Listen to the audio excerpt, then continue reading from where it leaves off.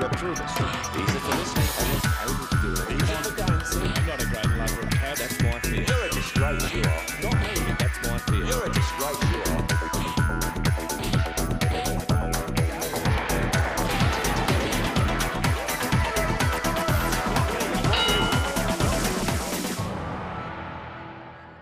Hello and welcome to another episode of Have Your Say, one-on-one shadowboxing. Today at the WTV studios, my guest is Robin Scott, the newly elected member for, tell me, the member for Mining and Pastoral. It's a very funny way to describe a member or a position. Tell me, what's behind that member for Mining and Pastoral? Well, it covers a huge area, approximately 2.3 million square kilometres. And in that area, it's basically pastoralists and mining. And mining industry. And mining industries, yep. And it goes from Norseman all the way up to Columbaroo in the north and everywhere in between. And where are you living? I live in Perth, but I will be living Robin? in Kalgoorlie. So living in Perth currently. Mm-hmm. So how do you went for this election? Who was the previous member for that area? Well, there's six members for the whole area, six MLCs. Yes. And Mark Lewis was one of the chaps that didn't get back in. And where is he from, Mark Lewis? He's from Perth. But is it any political party or Oh independent? yeah, he's a Liberal, He was a Liberal. MLC, yeah. So you win against the Liberal? Yes, yeah. What do you think? Why does it happen? I'm not really sure. I think the people were just so disappointed with the major parties. I think they wanted a change. The Liberal Party certainly didn't do itself any favours in the last couple of years. Colin Burnett should have really been put out to the pastures some time ago, but I don't really think the Liberals wanted to win the last election. That's why they left Colin there. The huge debt, the unemployment, so some and the mistakes. unsolvable problems, or very hardly solvable problems. I mean, we built Elizabeth Quay. I think, I'm not saying that's a mistake. I mean, I'm all for modern projects, but I think that was a personal goal for Colin Burnett. To be member of Colin. I would have much rather that he'd put that into some state housing and got some people out from under bridges and bushes. And then people really could remember of Colin. He done something good. Yeah, he would have done something good. Okay. All the promises he had, then none of them eventuated, I don't think, apart from the sports stadium. Which is still not complete. It's still not, or and the children's hospital. And he's definitely not going to seat 80,000 people, as he said, for the reason to challenge the existing one, which seats 65,000. Yeah. And you know what? This ends up with 65,000 as well. Yeah, something like that, yeah. So why the hell are we spending almost $5 billion on a stadium?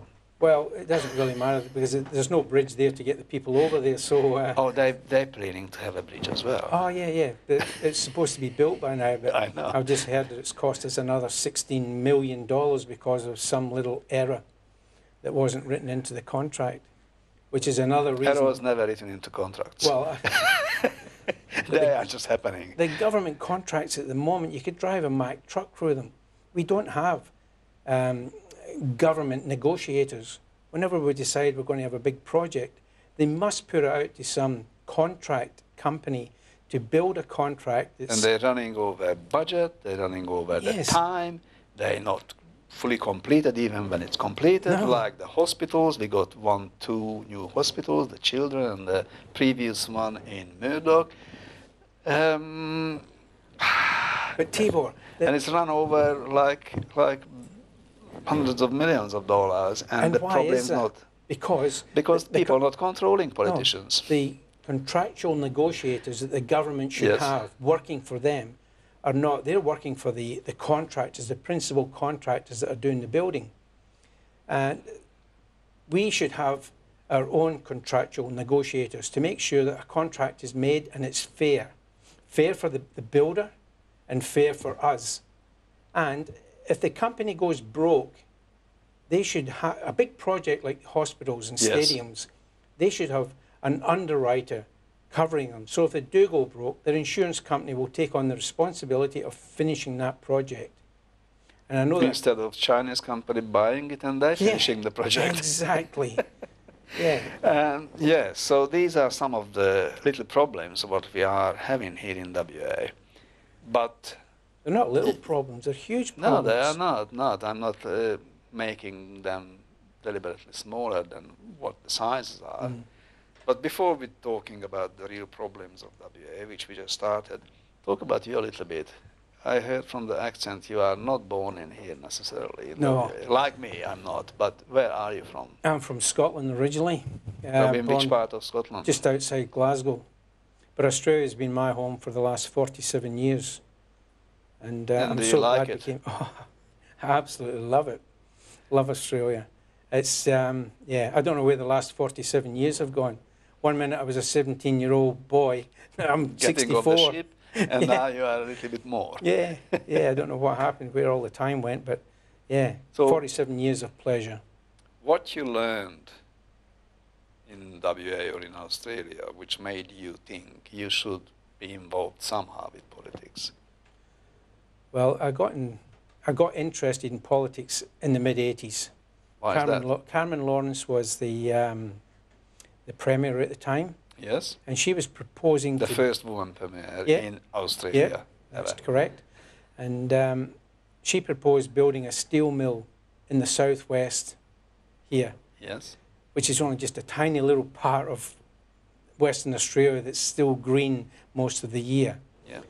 So I couldn't understand why she would want to do that when all the iron ore is up north. So I sent a letter into the newspaper, and I actually got the Star letter. I think it was a Sunday Times from memory, and I won a $5 lottery ticket. So that sort of encouraged me to keep paying attention to what the politicians are doing, because I was against that. I grew up with steel mills all round us in Scotland. They're noisy, they're dirty, they just pollute everything. They're not a nice place to live. So what's happened with Carmen's proposal? Oh, that just fell by the wayside. It was just another, dream that was never going to happen, unfortunately. But we've got steel mills over east. We could have built a railroad straight across the deserts, straight to Queensland. At the time it was Joby Elkie Peterson.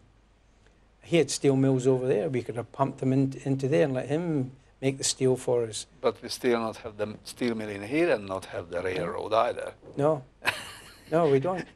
Something Why is wrong. is that? Why is that? I don't know. You're just getting into politics. You should know it. Well, I'm going to find out. And you should find out and make something different. Until Monday night, Tibor, I was still an electrical contractor. I've only been 100% concentrating on politics since Monday night when I flew back from Barrow Island. So you came here as a young boy Yeah. and studied something in here. Well, What was your dream of life? Mm-hmm. You wanted to be a Sparky. Yeah, since the age of 12. What made you think you should be good? I got an electric shock from my electric train set. I was fiddling Yeah. with bits that I shouldn't have been, and I wanted to know what this invisible power was that threw me from one corner of the room to the other. But an apprenticeship in Scotland was out of the question. Why? Mass unemployment. The steel mills, the coal mines, and also the shipyards, they were all in decline. That was under Mrs. Thatcher? No, this is way before Mrs. Way Thatcher. before. Mrs. Thatcher was the final nail in the coffin for the coal mines. She nailed it in, that's Yeah. for sure. But no, it was just different Before governments, all Okay. interference, and of course militant unions as well. They just killed everything. Huge unemployment between 15-year-olds and 25-year-olds. So you developed back in Scotland something against unions? Or No, I was in the electrical trade union. Politicians? No, not politicians. even I had that. no interest in politicians Not or a- unions. I was only, less than 17 years old. I was more interested in girls and, Very the dream healthy. of getting an electrical apprenticeship. And a bit of spark in your life. Yeah. So you came here and studied electrician. And I was very fortunate to get an apprenticeship here. And you still only one trade you got in your life? Yeah. That's all I wanted to do, and And that's that's- all I've done right up until Monday, and loved it. Lucky man. Yeah, very So, lucky. what made you to get closer to politics when you started with the steel mill issue and with Carmen Lawrence? So what's the next Well, step? what happened, it was 1998. I was right into politics then. Yep. couldn't understand why some of these decisions were being made. I put it down that I left school at 15. I wasn't intelligent enough to understand why the politicians were doing this. And then when I realized the caliber of some of the politicians, I thought, wow, I could do that job. But in 1998, I had a friend who had joined One Nation. Yes. And they were having problems getting Pauline Hanson around the state at the time. So it just so happened I was fortunate with my business. I have my own aeroplane. I was able to take Pauline Hanson around in the aeroplane. And on one trip, she asked me if I would be interested in running as a candidate. Yeah. So and? I said yes. So I ran for the seat of Kalgoorlie. And, but definitely not win that seat. Oh, no. But it was, I wanted to do it anyway because I wanted the people to have an alternative choice. I wanted them to hopefully vote for me just to stick it up the government of the day. But that wasn't to be. And then I ran again 4 years later. And the same place? Same place. Seat? Yeah. Same party? Same party. And didn't make it? Didn't make it. But it didn't discourage me. Yeah. I mean, the people were voting for what they wanted, and I was satisfied with that. But then after I heard you even, went into the Parma United Party. Yep. How does it happen after Pauline? Well, get into Parma. One is a fish and chips. The other is a miner. a big miner, physically and otherwise, and a big mouth. Huge mouth. Why? But both of them are alternatives, I suppose, for some people, but different alternatives because of the different background. So what made you to shift?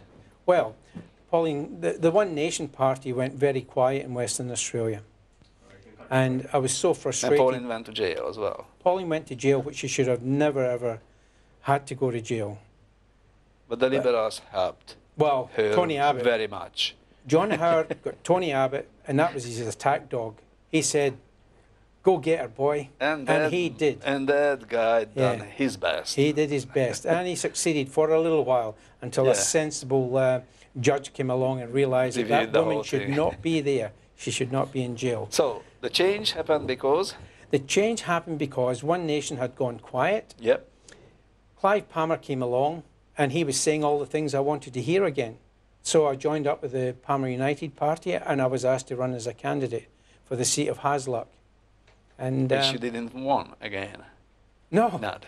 No. So that was your third attempt. That was my third attempt. And this time? It's the fourth attempt. And now you get into... Now I got in. It's taken 19 years. 19 years on the making. Yeah. Yeah. On that note, Robin, we have to go for a short break. Yep. But please stay with us, because after the break we're coming back with more to discuss with Robin Scott, who is now an upper house member in the West Australian Parliament, and he represents One Nation.